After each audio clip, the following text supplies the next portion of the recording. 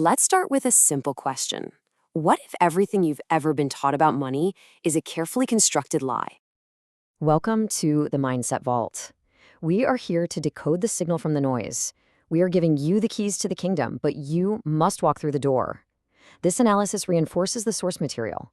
It does not replace the discipline of reading it yourself.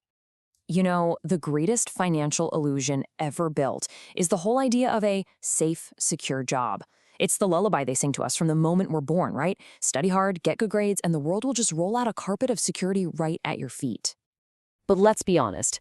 For most people, a job isn't the foundation of freedom. No, it's the very architecture of a cage, a sophisticated trap we've all come to know as the rat race. Now, at the very heart of this philosophy, you've got two central figures, two mentors who shaped the author's entire reality.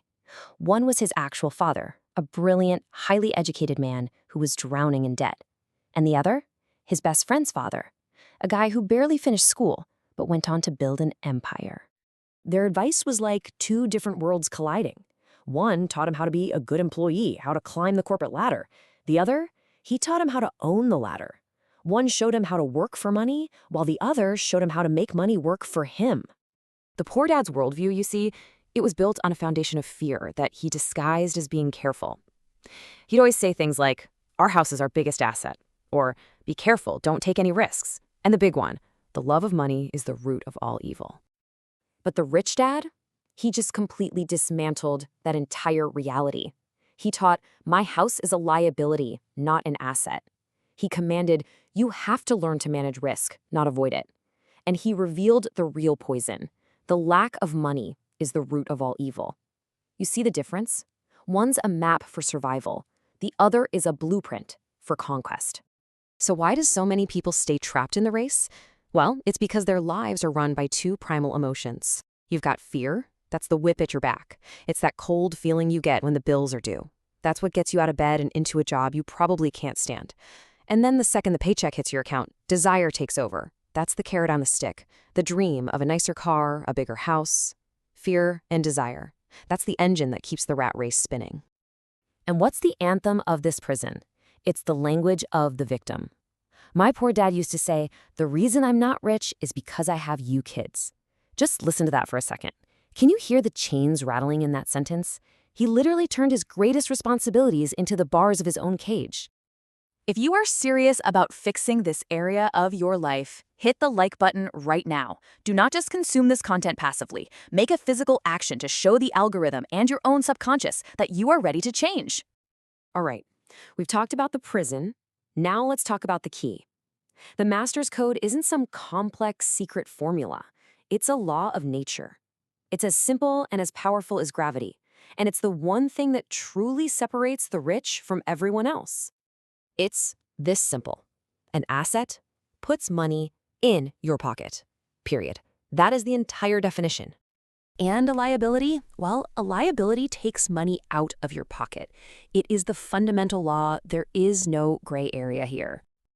Just look at this. Think of it as the ledger of your life. On one side, you've got the engines of wealth, the things that pay you to own them. And on the other side, you've got the anchors of debt. Now notice something. The very things we're told to want, that beautiful house, the new car, they're almost always on the wrong side of this equation, constantly draining your resources. And this, right here, is the great divide. This is the fork in the road where your entire financial destiny is decided. The rich spend their lives acquiring assets. They are architects of wealth. Meanwhile, the poor and middle class spend their lives buying liabilities that they've been tricked into believing are assets. It's the single biggest mistake. But look, knowledge isn't power. Not really. Applied knowledge is power. So now we're going to take this understanding and forge it into a weapon, something you can actually use every single day. This is the golden nugget. These 4 words, "I can't afford it," are an assassin of potential. The moment you say them, you've given your brain a command to just shut down, to stop thinking, to stop trying. It's a statement of surrender. But if you just change the statement to a question, how can I afford it? Well, that's a declaration of war on your limitations. It's a command to your mind to get to work, to find a way, to forge a path where one didn't exist a moment ago. This question, This is your weapon. We are building an archive of the most powerful mental models in history. If you want access to the rest of the vaults, make sure you subscribe. Do not let this knowledge slip away. So, we arrive at the final judgment. Based on this code we've just broken down, you have to choose an identity. Right now, in your life, are you playing the role of the passive observer, just a passenger being driven by fear and desire?